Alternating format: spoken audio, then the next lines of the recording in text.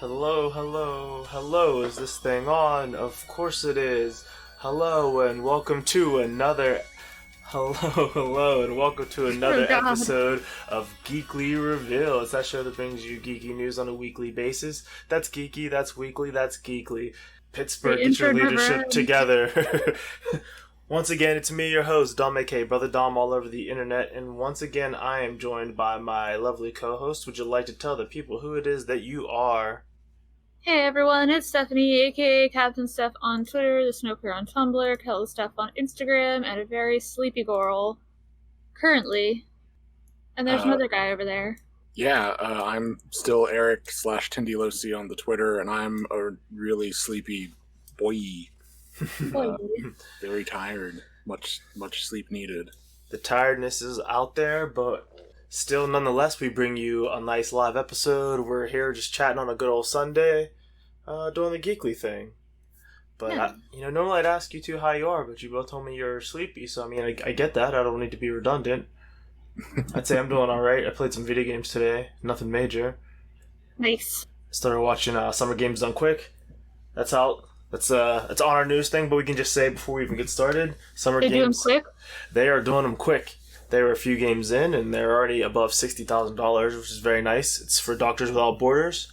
So, good stuff. Very cool. Very cool. Yeah. So, if you're listening today or you hear this in a few days, after we record it should still be going on. Go check out SGDQ. You can find them on Twitch and lots of different places. And Summer Games Done Quick. Go support them. But we've got some news today, right? We can start in a lot of different places. There's a lot of video game news this week. Yes. Actually, this is a video game heavy week. So, very video game heavy. Yeah. Do we want to start with the other stuff then? Yeah, why not? What were you going to say? Oh, I was just going to say we should just kick it off with the biggest video game announcement of the week. Let's do that. And then we'll back around. No Halo. No Halo. More like, hey, no. Hey, no. There's no Halo. We can't see your Halo. They pushed back Halo Infinite until 2021, which is a weird thing to have happen because now what is even coming out when the Xbox releases? Yeah, us here, we are very much against crunch culture and overworking and underpaying your employees, so I get delaying a game. But I would have tried to, I would have done XYZ, but I would have tried to sync up the release of your flagship game with the release of your new system. I simply would have released the flagship game. I simply would have done it differently. I would have just actually planned my game better. No. Yeah, it's wild because they also put out a quote-unquote release date for the Xbox. Do you want to tell us what that very exact date is? Yeah, let me just check my notes here. It's November. Ah, yes. Just November. That's all they've got for you. That's there it is. So it's looking kind of bad for the Xbox, but that's we'll keep pushing through, I guess, right? Thoughts and prayers for Microsoft. Yeah. These trying times. Hopefully they can find some other games, but I don't know. Bugsnax is what, Sony? It's Bugsnax. Yeah, Bugsnax is Sony. Snowny, Snake Sony. Yeah. Edward Snowny. Golly God. So yeah, that's rough for Sony. That's fine for Sony. It's rough for Microsoft. And then more game news. I guess we'll stay on the bad. Didn't we just say that we were gonna do not game news first? Yeah, we'll start with that, but we'll jump into some other stuff. So I have written down, let's see what the week brings. And then I have Ben Shapiro owned himself. Sad. It's not sad. It's actually not sad at all. No. Sad in Donald Trump tweet voice. Yeah. Sad. So sad that you just own yourself on the internet. So last week we, I'm not going to say we, I recited some of the lyrics to Cardi B and Megan Thee Stallion's WAP. And we were just kind of like, the word choice is a little bit weird for us, but on the whole, it's fine. It's fine. It's a song. We're not offended by it, but the conservative body was pretty pissed off. So this guy himself decided to read out the lyrics, and oh man, I wouldn't read explicit lyrics when you have like a text to speech type voice and you're upset The about wet something. ass P word. And it was just embarrassing. So now people were like, "Hey, let's just remix this dude onto the track," which is actually hilarious. Go give people credit for that. Beyond that, dude super owned himself in tweets regarding it. So apparently he, like, in an effort to own the libs, like admitting you've never pleasured your wife to own the libs. Well, because his wife, who is a doctor, told him that if you need a buckets wet and mops, you need a bucket and a mop. Yeah, a wet downstairs area is a medical condition. My bathing suit area is aroused, and therefore I should see a doctor. that is a legendarily powerful self-own. What's even better is like it spawned a lot of like memes of like fake The Ben memes Shapiro. that won't stop giving. Yes, and like I think my favorite one so far is supposed to be his take on the U.S. Postal Service issues. And it's like, you know, my wife and and her yoga instructor went on a trip to Hawaii and said that they would send me a postcard, and it's been a week and I still haven't got a postcard. That's very funny. USPS is failing. It's like, I mean, I'll give it a couple extra days, but Yeah, I wish that tweet was real. This cell phone has given us more pleasure than Ben Shapiro has ever given his wife. Is the up and down of it, I guess. That's pretty much as much as I would love to rag on this guy for hours on end because it's worth it. I don't have much else to say beyond. All I can say is yikes, my guy. No, he's a dangerous piece of shit, and like is also just self-owning. So like, fuck him. Yeah, basically that. And then what else? So I don't know if we have any other self-owns. Yeah, we kind of made some jokes about this. So Amazon Podcasts is coming out. I was going to start the episode by by announcing that, hey, you know, Jeff Bezos, if you're out there listening, this is a podcast that is highly V-Spot friendly. We totally love capitalism, and we really hope that you are out there listening to us and will have us on your blessed service. Yes. Yeah, we have nothing against you, Jefferson Beelzebub. Yes. We certainly do not desire to separate your head from your body via a sharp and swift drop. Nothing like that. Does it count as talking about a guillotine if you pronounce it guillotine? No. Those are two different things. Yeah, that's a different thing. Yeah. Holy shucks.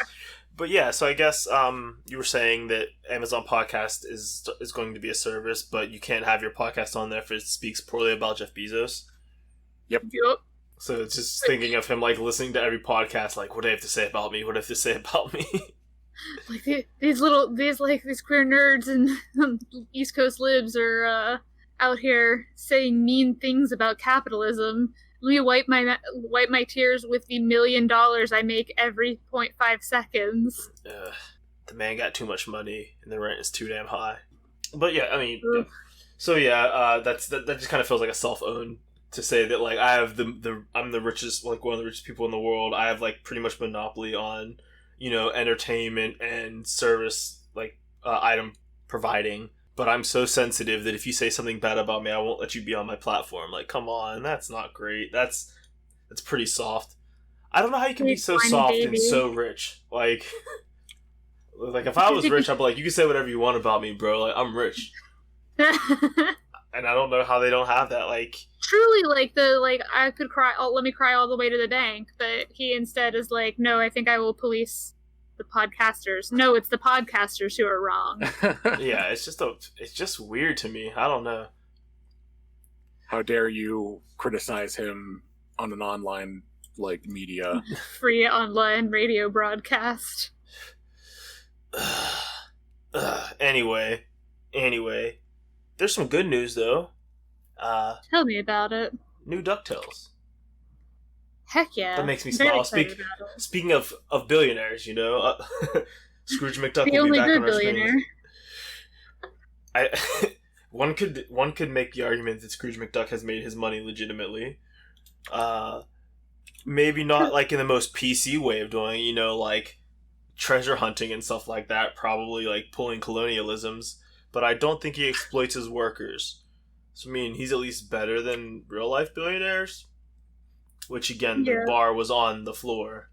But I think also, given the fact that he is older than, like you can't like say like, oh well, he's earned more money than he could like genuinely earn through hard work in his lifetime, because he's lived like 180 years. Yeah, like, so even if he's only had longer.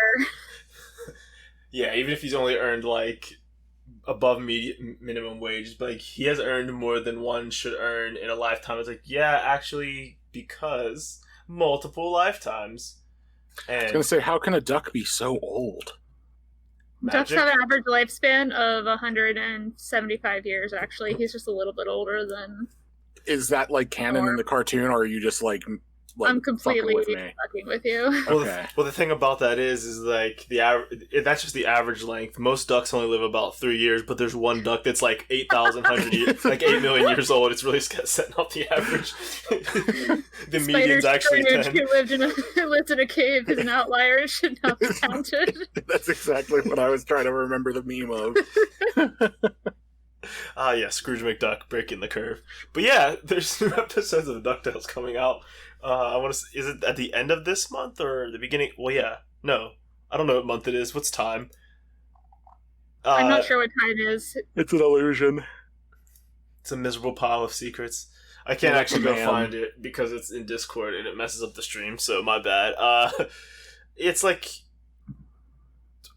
September. September's the 9th month, right? End of September. Like midway through September, it kicks back in and runs. At least they've announced the next 6 episodes titles. Awesome. Runs through the end of October. Although the Halloween episode airs at the beginning of October rather than on the 26th. Oh, that makes sense. Tied. You know. Yeah, it makes me wonder. Were these? It seems like these were supposed to come out like back in the spring, so it would have just been completely temporally displaced.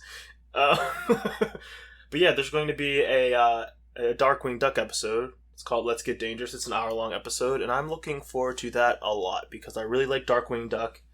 I hope to see his daughter or whatever Goslin was, and then see like more stuff from Saint Canard. It should be very fun. So I'm excited. Nice. Yeah, I'm. There's one called They Put a Moonlander on the Earth, which I assume will be like Penny shenanigans, which I'm also into. Yeah. And then Eric's favorite duck business. What would you like to see from the DuckTales? I just hope that there's a dog in it. There should be. The Beagle Boys are dogs. And I truly made the mistake of taking a sip of water right before you said that. I hope that there are episodes that there's the robot duck. Gizmo Duck, he could be in one of them. That's possible. Yeah. Lin-Manuel Miranda in his best role ever. Oh, is that him? That's him. Never mind. I hope he's not in the show. Yeah, that actually is his best role, actually, like unironically. Because you can't see his unexpressive face happening. He's doing what he does best, making money for Disney. Apparently. There it is. We did it. We're just going to call out every rich person until we have no friends. I mean, we're not friends with any rich people anyway, so whatever. Yeah, I was like, I don't know any rich people to begin with. Teardrops on my guitar. Oh yeah, speaking of that, Taylor Swift called out the government being bad at being the government and screwing over the post office. So that's cool. Thanks, truly where we've come. We really needed you to do that and not anybody else. My favorite thing is seeing like governors and senators being like, retweet to save the USPS and tell someone to do something. It's like, you're the fucking governor. Like, you do something. I've already done the main thing that I have the ability to, and that was vote at some point. Yeah, and I'm signing petitions and people are going to protests. But our mayor just decided to try to gaslight us and say like our police chief was like, I'm sorry if you felt that our actions were this way. It's like, bro, like just say you threw people into vans. Like, come on, like you don't gotta try to gaslight me. We all know what happened. Like, we have the internet. This guy told us what happened, and people like corroborated it. Whatever. Um, Avatar is a show on Netflix that used to be on Nickelodeon.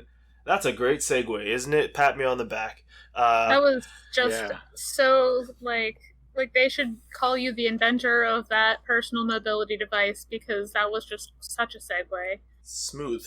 Just don't drive it off of a cliff and die. Is that apparently a thing that happened? Yeah, so the inventor of Segway drove a Segway off a cliff and died. Why? Like, was he trying to prove that, like, it wouldn't happen or something? Yeah, he was trying to prove that if you drive a Segway off a cliff, you'll survive. No, I meant, like, was he trying to prove that it, like, would turn at a cliff or something? I think he was just in a bad place. Yeah, I think he was just, off-road Segwaying, which is not a good thing to do. That's too bad. Is it? I don't know. I'm just saying that in case... I don't actually know the person. In case you get canceled by, like, Genghis Khan. Yes. So yeah, that's something that happened this week. Genghis Khan got canceled. Yeah, didn't you know he's very problematic? I know that everyone out there has been just, not really, interrogating their privilege and just, like, retweeting shit about the Mongol hordes without, like, considering the message behind what you're retweeting. But Genghis Khan's not on Twitter anymore. He's not on Facebook. He's not on YouTube. Waiting for the apology video to post. But... They took down his blogs.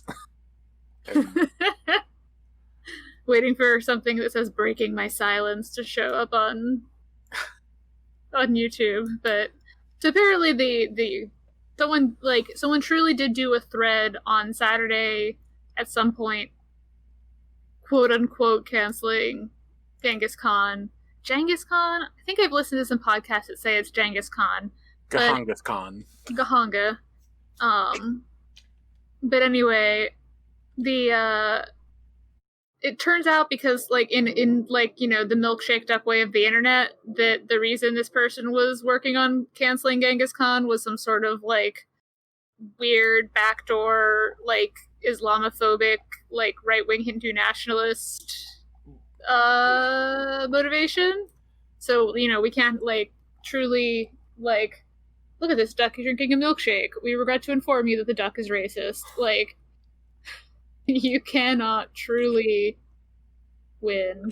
I just feel like people got nostalgic for Tumblr discourse, so decided to do a Tumblr discourse and cancel a dead person that no one was defending, and to have like a wild backstory as to why they were doing this to begin with. That's the Tumblr I knew. Yeah, like truly, like I guess really nostalgic for the old days of like weird antis on Tumblr, bringing that energy into the TL, because that's what we needed in 2020. We needed more negativity in 2020. That's really what the world was missing. Well, and then the world was like, also, here's more negativity, also fire tornadoes. Good luck. Have fun. Have fun. That's... Everything just sounds like a joke, but it's not one, you know what I mean? It's just really strange to me. But again, we all do what we can. But the thing I said before, the Avatar, The Last Airbender was getting a live-action show on Netflix, or still is, but the original creators of Netflix have left for some reason. Original creators of Avatar. Yes. The original creators of Netflix are just rolling around in their respective money bins. Oh yeah, I meant the original creators of Avatar. Yeah, so they posted a kind of vague open letter on their various social medias earlier this week, like talking about like creative differences and like what like their vision for the show had kind of derailed from what Netflix wanted, and like so obviously that was all they said about it. So like there was a lot of speculation as to what it was that Netflix was trying to get up to. Yes. Like a lot of things. A lot of people were speculating like more whitewashing, but I think that they at least know that is not the move, given how I mean, like The Last Airbender was a bad movie regardless of the casting, but was made worse by the casting. Yeah. And I think that, like, they wouldn't make that mistake again. Yeah, I would hope so. So yeah, somebody was saying some stuff like that that Netflix was going to whitewash it, that they were going to change these stories, and it turns out the people who were saying this are like known clickbait false story writers. So it's like, well, these Fake things, news. yeah, like actual fake news, like the Inquirer and stuff. So those reasons might actually be the case, but there's no substantive source for them. So it might be true, it might not. We don't know for sure at the moment. Yeah, like, I don't, not to come off as giving Hollywood the benefit of the doubt, but like they like money, and they know that the last time doing this made them not money.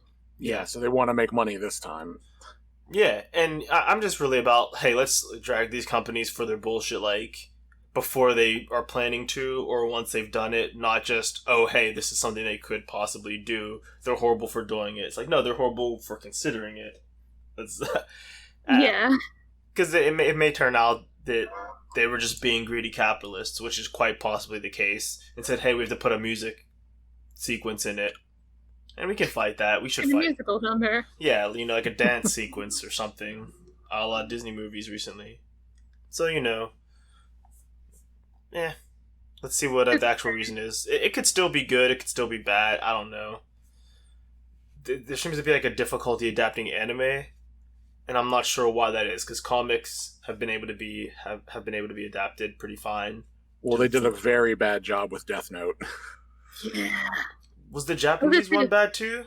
Like the live action Death Note? The Japanese live action was pretty good. Okay. See, so it's really just like, you're fucking around, like you fucked up. Yeah, like I saw some of the stuff about the American Death Note movie on Netflix, and people said, it was like it was whitewashing and stuff like that, and that's probably true to an extent. But it seems like they're just doing an American version of it. I mean, the person's name is like Light Turner. Like that's clearly that's not like a translation issue. Like this is just a straight. No, I'm pretty sure. Dude, like, I'm pretty sure Yagami translates to Turner. Oh, I've been learning Japanese. Yeah, that's totally true. But then L was a black guy, so it's like, okay, this is just not a Japanese story, basically. And I like the idea of that, saying, hey, what if Death Note happened somewhere else? Or this is in the Death Note universe, just in America. I think those are viable ideas. And then they decide to make a bad movie on top of that. Yeah, I think that's the struggle for me, is that, like, they didn't bother to, like, obviously, like, they could make a story that uses the frame of the Death Note premise to tell a story in America, but like so much of what makes the Death Note story compelling is tied up in the way that that the Japanese law system particularly works.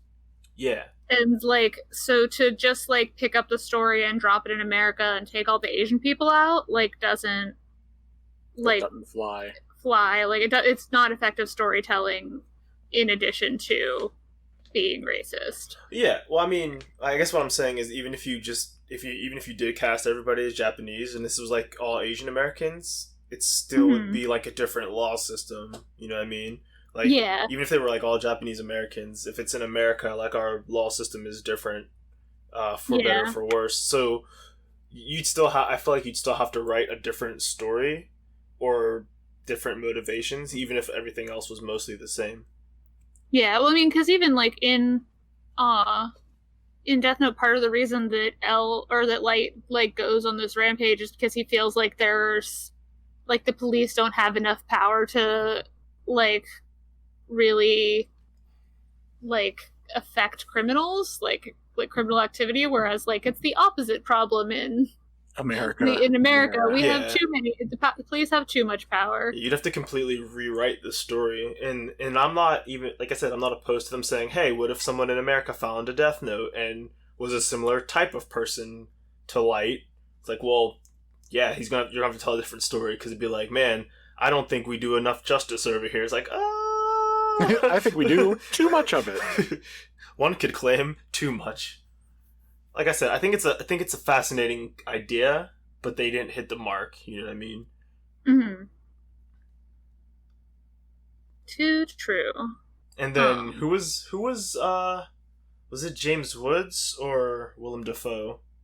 Willem Dafoe was Ryuk. Yeah. I mean, that could have been alright too, but they just didn't utilize it. He did fine as a Green Goblin. Yeah. Any other non-video game news? Oh, Kiss Anime got taken down forever. R.I.P. R.I.P. to a legend. Out for a legend. So, for somebody who may not know exactly what that was, why don't we explain? And for somebody, I mean me. It basically is a pirate anime site. You just go on the internet and you can watch anime for free, right? Yeah, I mean, it's like similar to any like other like kind of like streaming database of anime, but like it was like the go-to kind of like, I don't know if you were like, for me, like I remember my first time that like the pirate my like the place I pirated things from got taken down. Takedown was when Databayo, which was they translated Naruto episodes and like in a lot of different Shonen Jump manga, got took down, and that was, you know, like I had to put away childish things and learn how to find anime elsewhere on the internet. Yeah, I never used any of like the aggregators like that or like any of those sites. Mine were always like searched out independently. So, bro, I did what the real OGs did. I went to youtube.com and found episodes divided into parts of 3. 3 parts because of the video length limit. Because I am an OG, and oftentimes that third part just doesn't exist because apparently that's when they consider it copyright infringement, when you get closure. And I understand that stuff's illegal, but I do miss the art of AMVs, even though I didn't really like any AMVs. Just being able to see like Vegeta clips and Shadow the Hedgehog clips to Linkin Park songs is an art form that is now on TikTok, but it's not quite the same because it's a little bit like better produced now. Linkin Park and like Crazy Town. Like, come my baby, bands. come my baby. Yeah. It was usually wrong side of the tracks, though. I only know one of their songs, and that's what I had to go with. Do they still have AMV contests at conventions when they were having them? You know, I don't know. I don't know. I feel like in the recent past they were. I know that, like, the big thing here in the Midwest was the YouTube poop contests and, like, panels. Had contests for YouTube poops? Yeah. Lord. Pinkus?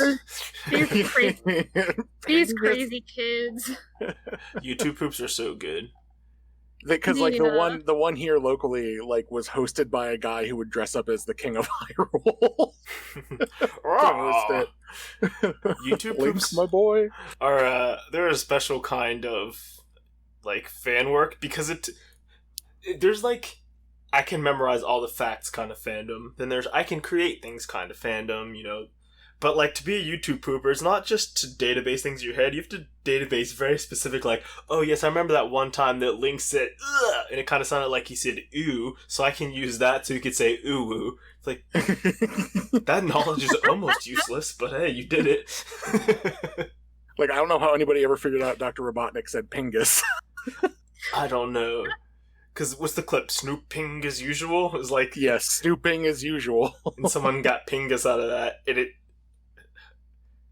it's Lord. And they're like, it's Pingus, and like that's funny enough to write. Like you don't actually, it's not even what it sounds like. It's like this has become its own meme, and I kind of appreciate that. It's really ridiculous. To the point that you're like kind of bounce off the point you're making, though. I think both AMVs and whatchamacallit and YouTube poops can be categorized as like transformative media because you're using like fair use. Yeah, fair use. TM. But I think the music is the part that that normally gets claimed. It's not the anime holders. They're like, you've transformed what we've done, but it's the music. That's because there's all the copyright trolls on YouTube anyways. So sad. Man, I wish I could achieve some sort of pleasure from being a narc on the internet, but yet I am a normal person. You know what? Why doesn't like Elon Musk or Jeff Bezos use all their money to try to like fuck up copyright law? I mean, I'm sure they are in some way. Yeah, but not in a good way. Mickey Mouse already did that once in the late 1990s, and someone needs to unfuck it. Like, for some reason, like, I can't like sell a Mickey Mouse t-shirt, but like Fortnite can just like steal dances because those can't be copyrighted for some reason, which doesn't make any sense. Like, so dances can be copyrighted, but they have to be like composed of unique enough movements that they're like unmistakably. I don't know. Copyright of dance is absolutely insane. That doesn't make any sense. I mean, what you're saying makes sense that like someone wrote it, but like yes, this is not recognizable enough to be copywritten, but everybody knows exactly what you're doing and what it is to a point that someone would want to pay money for it.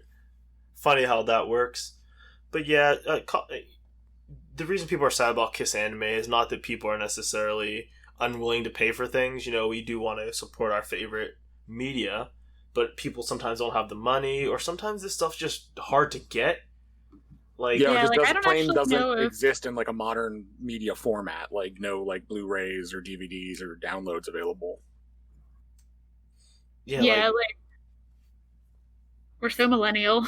Yeah, for instance, when I wanted to watch Brand New Animal, which existed on Japanese Netflix, which I pay for Netflix, they're like, yeah, it's not there yet. I'm like, why? Like, well, it's not done running. We'll put it in America when it's done running.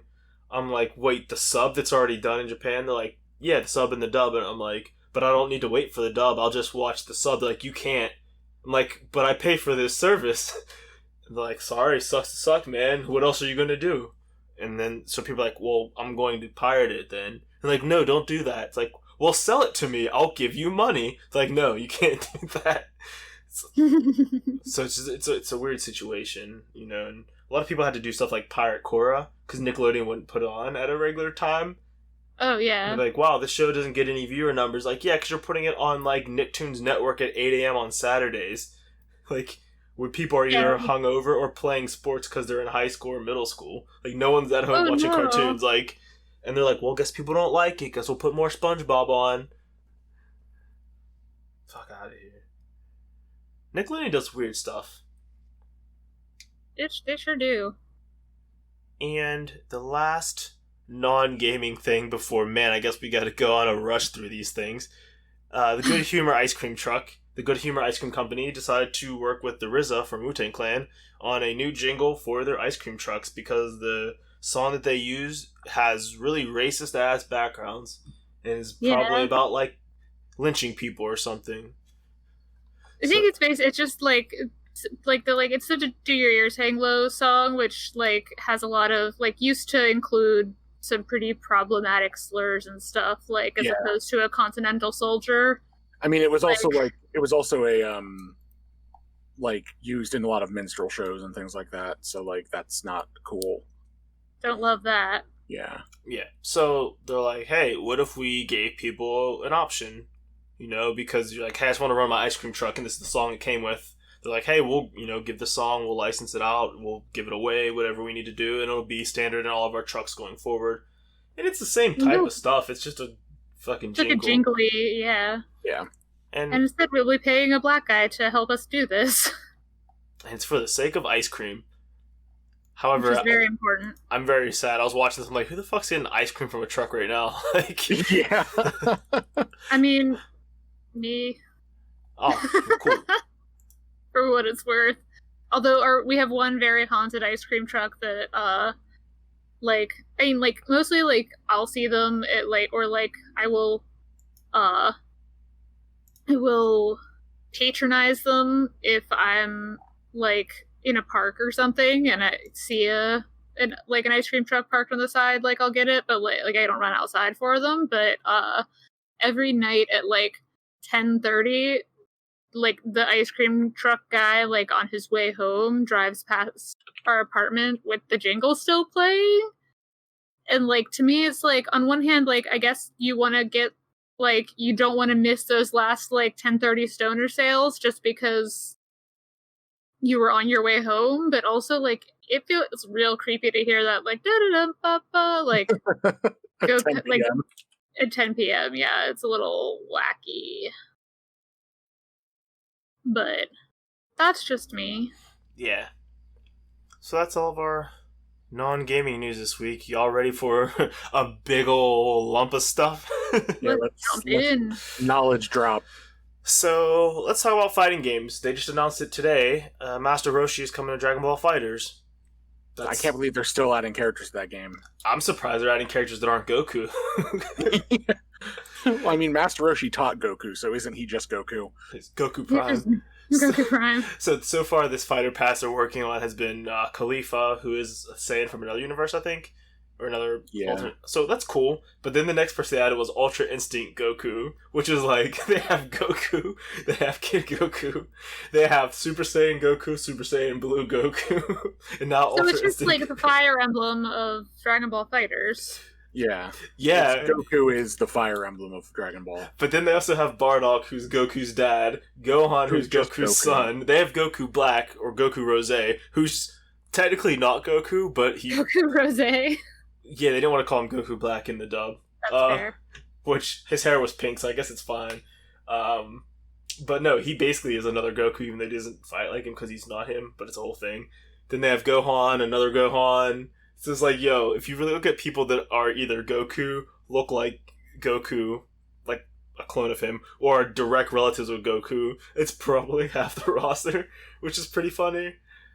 And then they added Master Roshi, but there's been some controversy around Bandai Namco because there wasn't a lot of gameplay trailer in the trailer that really talked about Master Roshi. I'm like, guys, it's Master Roshi. We know what he looks like. And like he's gonna Kamehameha. He's gonna turn into Buff Roshi. Done. Like he's a fighting game character. If you're playing this game to stay competitive, you're going to need to buy him to know the matchup. Like if you just told me, "Hey, Master Roshi's coming," I'm like, "Cool, can't wait to see what he looks like if I can't play it." But like, I don't know why people are upset. They're like, "This trailer had nothing in it." I'm like, "Okay, it's a trailer. It's a trailer for a DLC character." It's really weird to me, but that's the controversy. People are upset. But other fighting games, I'm so tired of people with really bad takes. This week has been like terrible for my mental health. I need to just disengage from it. But something that finger on the bad take button. The finger just slammed on the bad take button. But another fighting game, Skullgirls is getting a new character, which is pretty cool. A character that has been in the lore for a while, Annie of the Stars. She's like a TV character. She's being added to the mobile game pretty soon, and then to the proper game, the actual fighting game character sometime in 2021. And it actually did show a decent bit of her moveset. It was a fun little trailer. And, I don't know, she looks cool. She looks like she has some decent stuff. I'm not good at that game, so I couldn't tell you specifics. But she looks fun. She has an eye patch and a sword and a little, like, teddy bear plushie thing that can shoot a laser beam. So, she's also weird and fits in with that. So, it's good. Great game. I want to play it soon. Then there is some Sega and some Sonic news. So I'm curious. Please tell me what this first sentence in the list means. So there's like this Sonic statue that exists, and I don't know much about it. It's basically out in like the wilderness in Japan. There's like a mysterious Sonic statue that like Sega's like, hey, we didn't put that there. And it's just like kind of dilapidated and, kind of getting grayed and dusty and being weathered because it's Sonic on a board stuck in some trees like close to the ground. So someone went and polished it and like fixed it up. Aw, how nice. Yeah, so it like looks nice and shiny and people are like, finally nature's healing. But it's just this weird mysterious Sonic statue that has been touched up. And that's just very funny to me. It's fucking ridiculous. Yeah. I love that. It's very strange. It's even weirder that there's just a Sonic statue that just exists in the woods that Sega says they didn't make. That's what's strange to me. And it got discovered pretty long. It got discovered when it was dilapidated, so it was at least there for a month before anyone saw it. So that's Someone kind put of it fun. there a while ago. Yeah. Well, the design is very like suggestive of like 90s Sonic. So it's weird. Yeah, it's the design of classic Sonic, but without the stuff that, Sega would have done if it was like the modern rendition of classic Sonic, which is a hell of a sentence that barely makes any sense, but it is what it is. Modern classic Sonic. Yeah, throwback Sonic, if you will. It's like plasticky looking. I was thinking of like the way like statues of racists in parks look like. Oh no, it's not a stone like metal, statue. like metal and bronzy looking. No, you can't make a metal Sonic statue because then people will think it's metal Sonic. He's somewhere being depressed right now. And then the other bit of Sonic news, which is just weird to me, it's kind of memeing. There's this Infinite Runner Sega game, Sonic Dash. I don't really play it. It's not my style of game. It's just, a casual Infinite Runner. It's fun. People like it, kind of thing. But last time they had some people, it was Whisper the Wolf and Tangle the Lemur. I think she's a lemur. But they're from the comic. So it was kind of a big deal that they got added because they're not really Sega. They're Archie IP? No, they're IDW. I'm sorry, did I say Archie comic? No, I thought that was me. Oh. You just said from the comic. Yeah, Archie doesn't do the comic anymore. It's IDW. But same basic premise. It's a company that's technically not Sega. But they got added to the game, so it's like, is this canon? Are they considered characters that could be in the games? Because I'd like to play as Whisper. She has a cool wisp weapon that can do all the different wisping weapons instead of just one. And Tangle has a stretchy tail, like that marsupial character from the 90s. Whatever his name was. Zaboomafoo? I don't think it was Zaboomafoo. I'll have to look that up. Arthur the Aardvark. No. Oh, yeah. But anyway, so Sega Dash added 2 new characters or skins. They added like a Secret Agent Rouge, which people are happy about. And I like how people are horny about. Well, I mean, they keep like toning down like her bust size and stuff like that, while still trying to like keep that air of sexuality, but trying to be like, well, we want this character to be sexy, but this is a kid's property. So like, what's that balance? I mean, I think they're doing a fine job of it. It's a cool design. It's appealing, It's reminiscent of the hero's design, but more clothing instead of weird metal plastic, whatever she was wearing. That was a weird costume. But the thing that people got hype about is now Knuckles has his cowboy hat back from the Sonic the Hedgehog OVA, which is just really weird that he had a cowboy hat to begin with, but now it's back and he has like a little adventurer costume with like metal on his knuckles for digging. So I'm excited about this art from a game that I don't play. That's the kind of fan that I am. You're just, a true Sonic the Hedgehog devotee. It's me. You found me. And tangentially related, Sega's doing more ports because Persona 4 Golden did so well on Steam. And I guess Sega was surprised that people like their IP. So that's... They're like, what? You want this? And people are like, yeah, we've been asking for a long time. We like more than just your Sonic games. And that picture of Bryan Cranston pointing to himself, like, me? So yeah. You want our games? I'm not sure which games they're going to be, but port them all. Sega, people like your games. And then you'll be happy about this stuff. Tony Hawk Pro Skater 1 and 2 has a demo out. Oh yeah, we were talking about it the other day when we were just voice chatting because we were playing Superman in the background. Yeah. So the Tony Hawk's Pro Skater 1 and 2 remake demo dropped with a special tie-in with Chipotle. So I don't think this is something that we touched on. But oh yeah. If you were one of Yes, this is Justin. Yeah. If you were one of the 2,000 lucky winners of this thing, the way you entered was you bought Tony Hawk's burrito from Chipotle. And you could potentially get a code for the demo. And it was only like 2,000 codes or something like that. Also, Tony Hawk has really poor tastes in burritos. The most plain shit. But yeah, the only reason I know about it is because the Munch Squad bit on My Brother, and Me, which was hilarious in its own way because Justin McElroy called the Huntington, West Virginia Chipotle to ask whether they had heard of this campaign at all. They immediately recognized his voice. Yeah, and like the teenager on the phone was like, I mean, we couldn't hear their side of the conversation, but you just heard him say, "Yes, this is Justin," which is like the most like deeply called out I feel like any person has ever been while recording. No, this is Patrick. Yeah. Yeah, remember it was like he should have said, "No, this is Patrick." It's like I think he's a little older than the demo itself. Like I didn't get to play it because I did not get one of 2,000 Tony Hawk burritos. You gotta play the game like a Willy Wonka golden ticket. You gotta just be like VPNs, like sock puppet accounts, just ordering burritos nonstop. Like, but I did watch some gameplay of it, and it looks really good. Like they did a very good job of recreating Tony Hawk 1 and 2. Like I guess we don't really know how well they did with 2 because all that they put in the demo was the first level of Tony Hawk's Pro Skater 1, the warehouse or whatever it is, and 2 songs, one of which is Superman by Goldfinger. And it looks very good. A lot of the like improvements that they made over time to that series, like kind of like little things like wall rides and like wall pushes and wall kicks and all this kind of stuff, like in like up through mechanics from like Tony Hawk's Pro Skater 4 are in the game. So it's like clear that they are at least like, you know, taking a modern approach to these classic games, which is pretty cool. Nice. Oh, and they changed the name of a trick.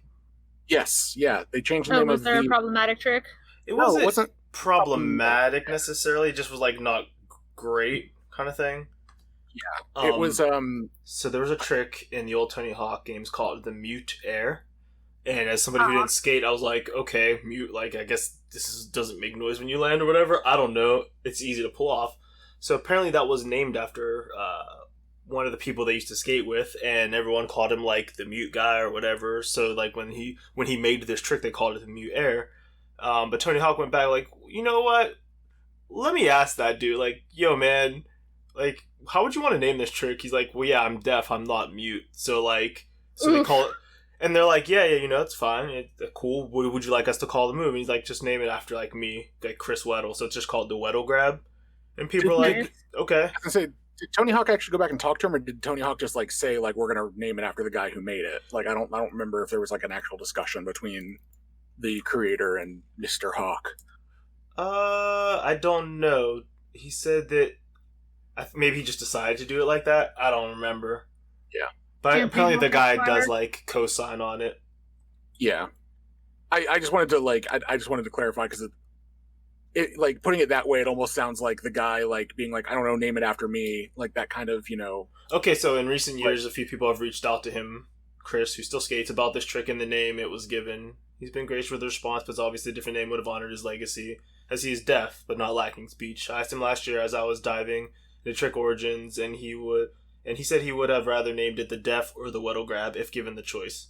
His exact quote to me was, "I am deaf, not mute." So as we embark on the new game, some of you might notice a trick name change. It's going to be challenging to break the habit of saying the old name, but I think Chris deserves the recognition.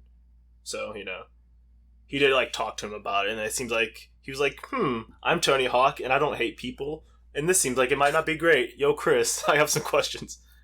I'm Tony Hawk, and I don't hate people. Allegedly. I approve this message. So, I mean, you know, Tony Hawk seems like a pretty cool guy. I'm glad he did that. Yeah. Thanks, Anthony. Something deeply funny to me about calling him Anthony Hawk. I'm sorry. Anthony Hamhawk. That's his full name.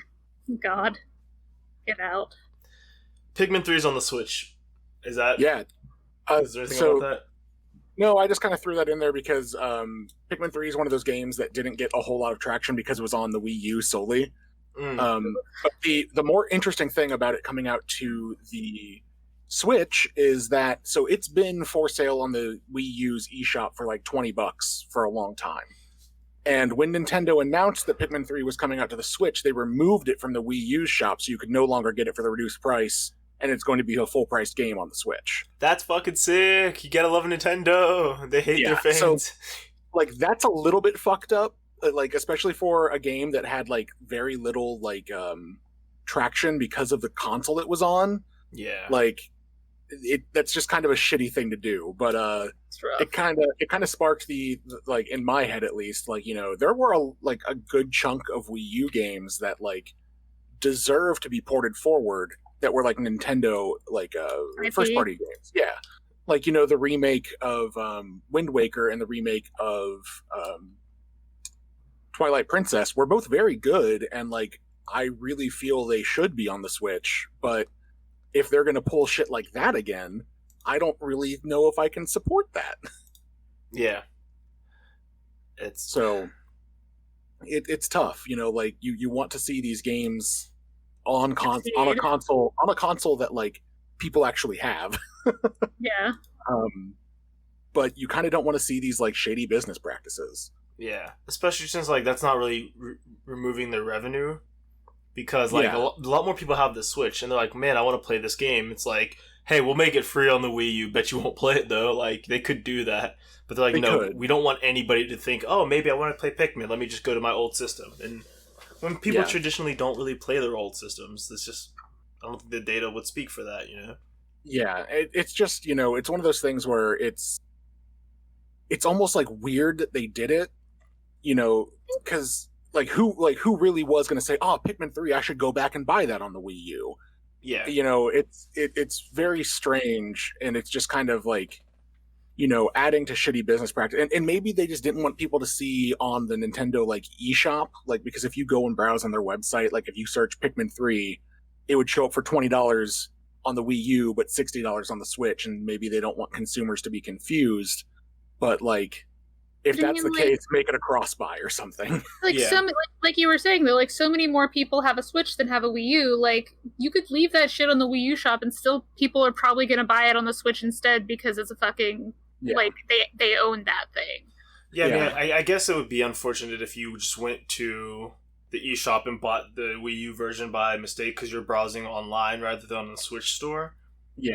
So I guess that could be not great, but I don't necessarily. But then, like, just hide it on the e-store, like on the website, and like make it still available on the Wii U. Like if you boot that up, you know, it's kind of weird to do it that way. I don't know. Hopefully it's not indicative of like future ideas that they're having. We better not be getting any ideas over there, Nintendo. Yeah. Don't be pulling a capitalism on us, Nintendo. How dare. But yeah, other than that, like, you know, Pikmin 3 was okay. Like, if you like Pikmin, it's more of that. Like, so, you know, I can't really co-sign it being a $60 game, and like, you know, maybe I'm wrong and it's not 60, but like, I wouldn't pay $60 for it. I got it for free, so yeah, I wouldn't pay $60 for it either, but that's because I wouldn't buy it, so I can't give a good opinion on it either. Yeah, but yeah, that's all I really had on that. Just watch out for Nintendo pulling some weird shit. More weird shit is coming down the pipeline. Streamers are coming back to streaming. Big streamer Shroud is back to Twitch from his Mixer deal. Ninja, I guess, is on YouTube and random places because, I don't know, he's rich, so why does he care about anything? And Dr. Disrespect is back, I guess, on YouTube. Yeah. And still being very unclear about what happened with Twitch. Yeah, still, like, basically refusing to acknowledge it. Yeah. So that's a whole can of beans. Whole can of worms. In general, are any of these people who, like, deserve the audience, or are they all trash garbage men? Shroud seems pretty alright. I haven't really heard anyone have an issue with him. He publicly has called people out and said he doesn't care if he loses all of his subscribers for him saying Black Lives Matter and that kind of thing. So even if he's a little bit trash, he's willing to say like, hey, don't be trash. But I haven't seen him be trash to any degree. He's just like, I think he's one of those people who got his viewership out of being really, really good. And happens to be like a good personality. So like, you know, he's like, I'm really good and you should watch me because I'm fun. Whereas I guess Ninja was really good at Halo, but I think people like his personality. Well, then, I mean, he's pretty much good at Fortnite at this point. He's he's talented. The Fortnite streamer. Yeah, he's good at what he does. I don't think it's fair to say he's bad at video games, but the rest of that. Whereas Dr. Disrespect, I think, is all personality. I don't think he's necessarily that good at any specific. He's not bad. He's like high level gameplay, but there's dozens of high level gameplay on things, His whole shtick is like wearing a fake mullet and like aviators and a fake mustache and like weird shoulder pads and kind of just looking like a twat. Like, sorry language, but and just being a dick. Like that's his whole thing. Which props to a business person for finding a shtick, but why'd you have to go with like a dumpster sewage shtick? Yeah. So, but yeah, from what I can tell, I haven't heard anybody like ever say anything bad about Shroud, which is not to say they haven't, but considering he's normally like the top viewed person on Twitch, well, before he went to Mixer, like him and Ninja were like same caliber.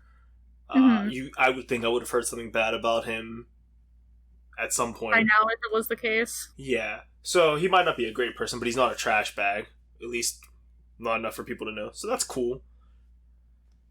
Decent. Yeah, so he's back on Twitch, and he had like a bunch of people in his waiting room, like, but his stream started late, so like people like he has this many people watching his stream, and he's not even there. So that was kind of magical. Props to him. He's made all the money he needs to make, so he's comfortable. So let the man entertain. Yeah, that's that. The streaming news, and yeah, we talked about Fortnite. Let's keep on talking about Epic. Yeah, there's your segue. There it is. They're suing Apple and Google. I hate this story so much. Just tell me why. Well, okay, I get it. Like, Epic does have a point about the way that these storefronts are run on both like Google Play and like Apple, and like honestly, yes, to like Steam to an extent. However, the way that they're like weaponizing their young fans to like hashtag fight against Apple, like don't let 2020 become 1984 or whatever. Have you guys seen this? Fucking, So I'm gonna I'm gonna say it's a bad hashtag and a bad idea, but and this is the most asterisk thing, I do find it kind of cool that a company's like, yo, we're going to use your old commercial against you. Like, remember, it's basically saying, hey, remember when you were like the young upstart fighting against homogeny? Now look at you. And I'm like, man, this bad guy has a point, Apple. You're also a bad guy, but they kind of got you there. And they're like thanks, Killmonger. Like, yeah, like I get that, but like at the same time, like, man, that was a dumb fucking commercial. Like, it was a dumb fucking commercial when Apple did it. It was a dumb fucking commercial when Epic just did it. And then, like, on top of that, the way that they're, like, as I said, like, weaponizing their young fans who, like... It's not great. No. And then on top Especially of that... just, like... it. Jeff Gersman of Giant Bomb put it very well. He said, I feel like this commercial that they did was an act of internet violence. Like, it was... like, just the way that they are weaponizing their fans and the way that they're presenting this, like, they knew that Apple was going to do this. Just file your fucking lawsuit. Just file your lawsuit. Well, so here's why it's scummy. If they had done this in response and decided to weaponize their fan base, it would still be a little bit scummy. But the thing is, the reason they're suing Apple is bullshit. Like, they broke Apple's rule. Yeah. And then they got mad that Apple did what they said they would do for breaking their rule. Like, the thing is like their argument is that Apple's rule is like anti-competitive, like, which sure, like, Apple is probably anti-competitive. Let's be real, but yes. But the thing is, they found a new way to sell V-Bucks, and on the consumer end, it's like, look, either I'm giving $10 to Epic, or I'm giving $10 to Apple, and Epic gets $8 of it. So from a consumer standpoint, it didn't really matter, but like Epic found a different way to do that circumvented Apple's cut, like it's 30% cut. So that'd be 10-7 to do my math correctly. And Epic's like, that's kind of bullshit. And everyone's like, that's true. And Epic's like, well, we're not going to do what we said we were doing. Like, well, you can't really do that. And like, but we're gonna. And so Apple took Fortnite off of the Apple Store. Anyway. And then like Google also is like, yeah, we're not going to put Fortnite on the Play Store. And it's like, well, there's less users there just by volume of Apple devices, but also like you can just download stuff on, like you can download API. Like if I want to get Fortnite on my phone, I can still legally do that without jailbreaking my phone. I just have to get a Fortnite file, which is not hard to do probably. And also, so like, just to kind of this little correction there is that Apple is only a greater market share in the United States. Yes. Worldwide, like Google and Android definitely is the greater market share. So like, I can see why they would want Google to like, bend to their will. That's true. It just doesn't. I feel like it doesn't matter as much with the Google Play Store because, like I said, you don't need to go through the Play Store to get a file. Yeah. So it's just they just want to be certified so that people know that it's like a safe app or whatever. The bigger another point about this whole thing is like it's just fucking billionaire slap fight. Like it's two big whiny babies. Yeah, it's multiple billionaire companies like fucking bitching at each other over their policies and like who gets to keep a certain cut of what money. Like in the end, like as a consumer, you shouldn't fucking care because like in the end, they're just taking your money anyways. Like what is it? Like what does it matter? So I think there's a couple things that are worth discussing in that. I think the best thing I saw was someone saying, "Look, I'm going to root for this the same way you root for like Godzilla versus Mothman, or Mothra." Like, they're both giant kaijus that are doing horrible damage. It's just that one of them happens to be damaging somebody who was, like, doing more harm, potentially. But, like, they're both going to destroy the city. And in this case, it's like, the shit that, like, Apple does, I feel like, is pretty harmful in a different way than the stuff that Epic does. Is, like, just, technically, is harmful, like, by happenstance. Like, they're exploiting people. That's on purpose. That's horrible. But that's just capitalism. I don't think Epic is unique in trying to do a capitalism. Whereas Apple's like, we're trying to like do such a capitalism that other people can't. And I think that's a worse thing to do. But again, it is just like watching two kaijus, two billionaires fight each other. It's like, well, I'm still getting squashed at the end of the day. My building got destroyed. But the other thing people have said is that it would be nice, which I don't know if it's going to pan out this way. I keep saying plan out, and I don't know why. I don't know if it's going to pan out this way. But people are saying that 30% cut does kind of suck for smaller developers and stuff like that. And if they could change that a little bit, it'd be nice. And but it's like a scale. Like a scale or something like that. Because as a fan, at least to me anyway, if I buy a video game, let's say I buy, I don't know, One Step from Eden for $20, that's an indie developer who's probably not selling massive amounts of copies. It's a great game, and I think they should have sold more, but, I'm sure it's modest. But I know if I give $20 to Humble or Steam or to wherever I buy it from, Thomas Kong is not getting $20. And I'm like, I think it's kind of bullshit that I'm losing $20 no matter what, but part of it's going to a service who's rent-seeking, basically. And to that end, it'd be cool if Epic could make Apple take less. But again, they're not doing it for like the small guys. They're doing it for themselves because they're like, well, we have most of the money, but we want all of the money. So it's not like they're in the moral high ground, but like by coincidence rather than by design. But not on purpose, yeah. If that makes any sense, which I'm willing to be wrong. That's how I've been seeing it so far. Yeah, it makes sense. I have a lot of opinions about like the arguments about storefronts and things like that. I understand that 30% is a large cut and probably too large, and there should be a discussion about decreasing it. But at the same time, like, that storefront is providing you access to the entire user base that has been built up over time. That's true as well, yeah. I get it, you don't want to pay them their, like, this large cut, but at the same time, like, hey, without them, you don't have as large of an audience. Yeah. Even if it was like maybe like an upfront, like the difference between like, oh, well, you can pay X amount upfront and then we take a smaller cut, or like, I don't know if that would work out in theory, but like kind of banking on like the game doing poorly or like gambling against the game. Does that make any sense? Well, I mean, I think there's a discussion to be had about that where you take something like Steam or the Epic Store, for example.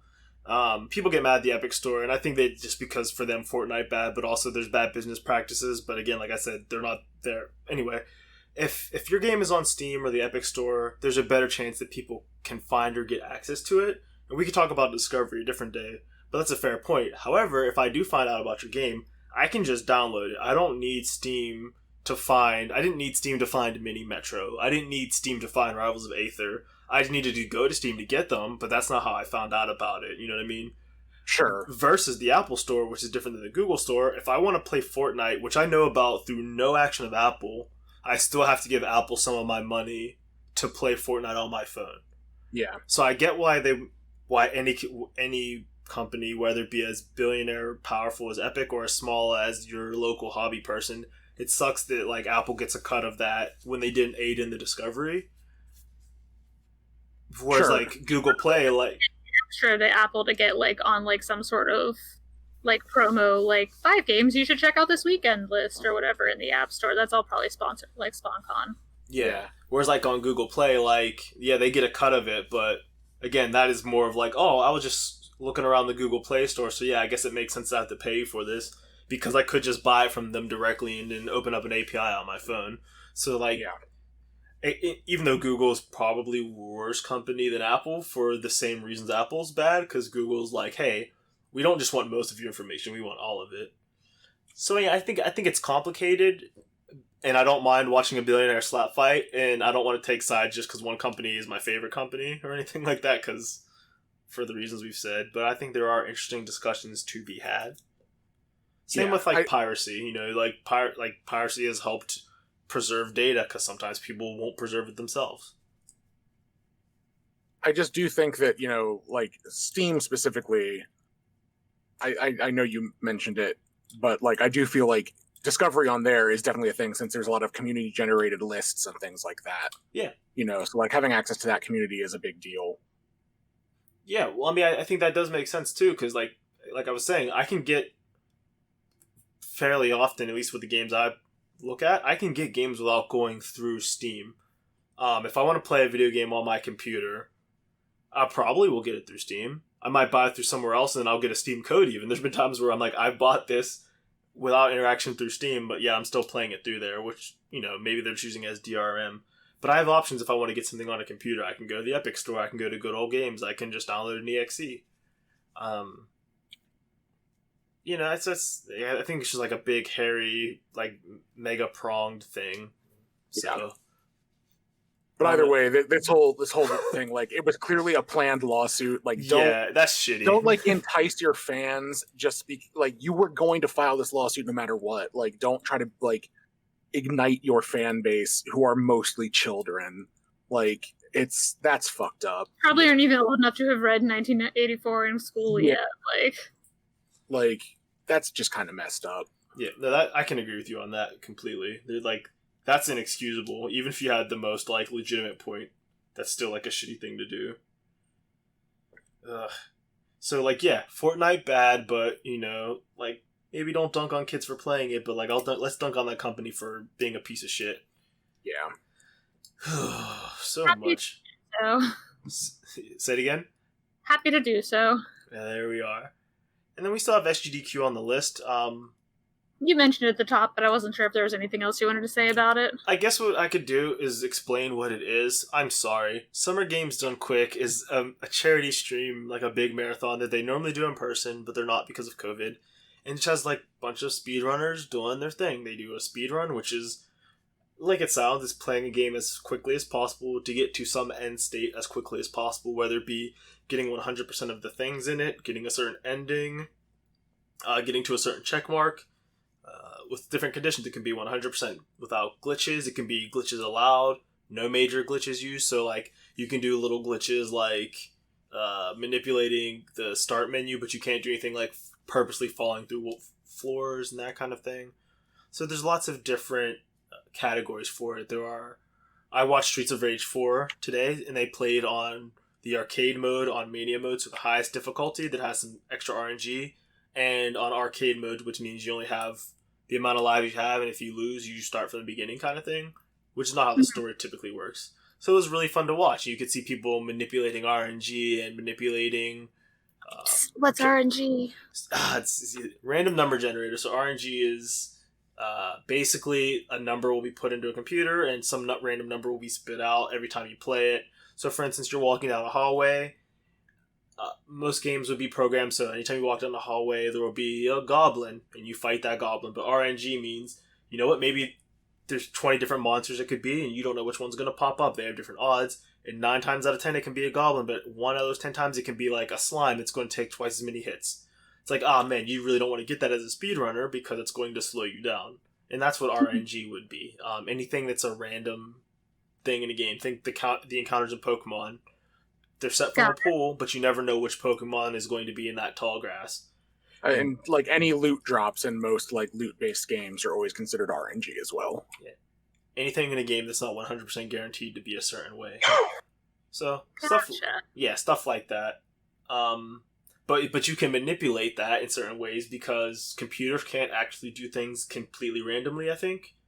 It's like a weird quirk of computers. But they're mostly random, at least as far as a human can tell. So you put a number in, and it tries to draw from a certain algorithm. But what you can do as a player is adjust the numbers around it, like the certain values, such as I have this much health, and I'll enter the screen at such an area so that when the game does its checks, it will have to do a certain thing. So let's say the slime is twice as big as the goblin.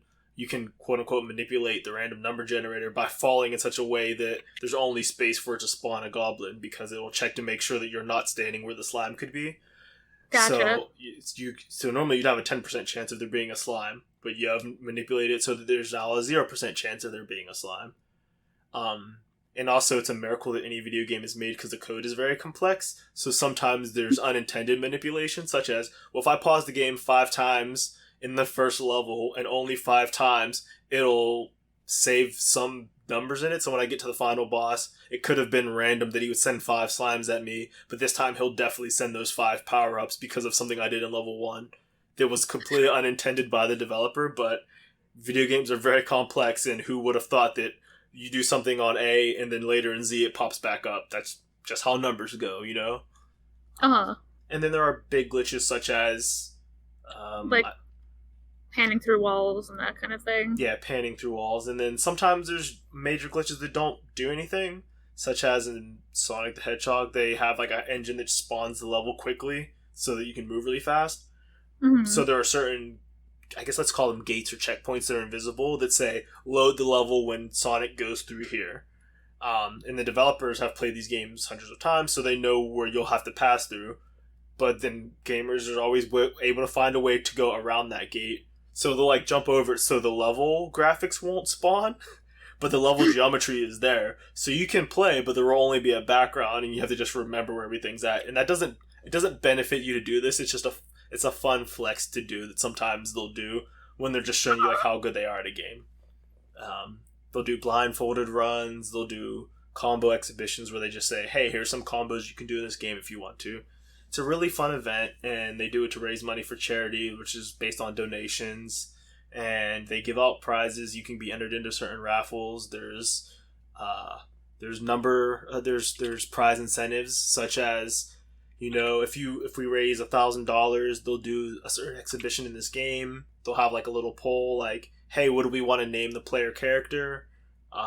It'll be like they'll show the pie chart of it, like, so $1,000 has been donated to name the character Ass Cheeks, but there's been $2,000 to name them Snotface. Like, donate to see if your character's like name can win. Yeah, do smell poop stink. Yeah, you know. And so I think like last event they had, I think for COVID they raised like $3 million over the week or something. And apparently this is the biggest fundraiser that Doctors Without Borders has each year, so that's pretty cool to see. That's awesome. Yeah, they've raised like over $10 million in the last 8 years through Games Done Quick, so that's a really beautiful thing, especially in times like this now where Doctors Without Borders can use a lot of money to do the things that they do. Use the help. Yeah, so that's something I really support. Over at the Yeti, they do t-shirts each event for it. They have Summer Games Done Quick in the summer, then Awesome Games Done Quick in the winter, like around January, February.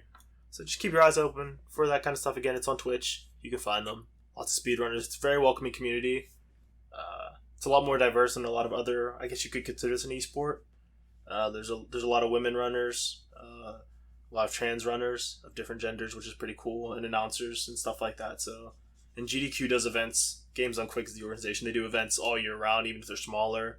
Sometimes they'll have a showcase. It's all female speedrunners. Sometimes they'll like try to have of a certain background or for a certain goal. So, good organization. Good stuff. What? Thanks. And I think that's mostly it, unless you guys want to talk about that anime controversy over that like little titty girl. No, not really. Sure don't. I don't know anything. I don't know enough about it to have a conversation. Some people don't like the character design. Some people want to defend it. Okay, the character's 19, so it's not like it's like illegal or anything. Quote-unquote 19. Yeah. Well, I mean, I don't know if you can really quote-unquote 19 somebody, because, I don't know, I'm 30, we're 30, so, like, 19-year-olds to me just look like children, so it's like... Yeah. That's fair. The thing is, it's like, she doesn't look overly young, so, like, I don't understand. Like, go be mad about, like, the dragon lolies in whatever that... I was just gonna say that. Kobayashi Dragon Maid, or whatever it is. Yeah, I don't know why people are particularly mad at it. I understand why people say, like, this is kind of a weak design, which, okay, like, have that critique. I mean, I think it's kind of a weird art choice, but some people are fervently defending it and comparing it to say, like, oh, how come you have a problem with this character, but you didn't have a problem with Abby from The Last of Us? It's like, okay, so this isn't sincere. Okay, I'll see you guys later. I'm going to go look at something else. And on that, it's almost time for the fall season of anime, but yeah, I think you're right. We'll see you guys later. I'm gonna go think about something else. It's, you know, how we end our show every week. I speak for the dead. Game over. When's that next Saw movie coming out? I want to see it. I am the Lorax. I speak for the trees. Well, I'm gonna jump into the social media business unless y'all have something else to add. No, I'm good with that. Cool. All right. Well, if you want to find us on the internet, you can find this podcast on the podcast catcher of your choice by searching for Character Reveal. You can find us on the internet at characterreveal.simplecast.fm. You can listen to the show in the browser there, see our catalog of episodes, both our Geekly episodes and our in-review Character Reveal episodes. You can find us on Facebook at Character Reveal if you don't delete your Facebook like Eric says you should. You can find us on Instagram under Character Reveal. You can find us on Twitter at Character Rev. You can find Dom anywhere on the internet he wants to be found at Brother Dom. You can find Eric at Tindylosi on Twitter, and you can find me at HellaStuff on Twitter. Or no, HellaStuff on Instagram, Captain Stuff on Twitter, and the Snowpiercer on Tumblr. I think that's everything. Yeah. Listeners, thanks so much for hanging out with us for another episode of Geekly Reveal. Again, we bring this to you each week. At least we try to, and we have our interviews every other week. And we'll just keep on advertising that, the social media business. But, again, thank you. And until next time, see ya later. Bye. Bye.